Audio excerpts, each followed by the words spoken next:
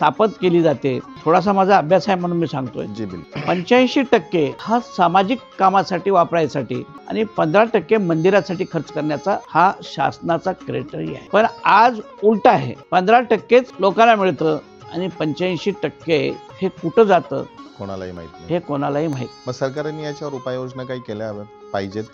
नाही, केल्याच पाहिजेत. आणि प्रत्येक आश्रमाला गौशाळा ही कंपल्सरी झाली पाहिजे. बऱ्याच शासनाच्या मुख्यमंत्र्यांनी गौचरणच्या जागा ह्या बिल्डरांना विकलेल्या आहेत. गौचरणच्या जागा तुम्ही कशा लोकांना देऊ शकता? म्हणजे हा खूप मोठा भ्रष्टाचार आहे असं म्हणाल आपण.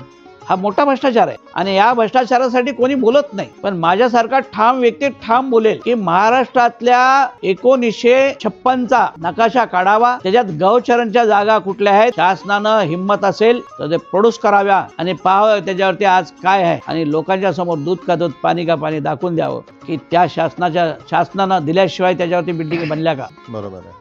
शासनाने आरक्षित केलेले ग्राउंड सोडले नाहीत तुम्ही लोकांनी, म्हणजे हा किती मोठा भ्रष्टाचार.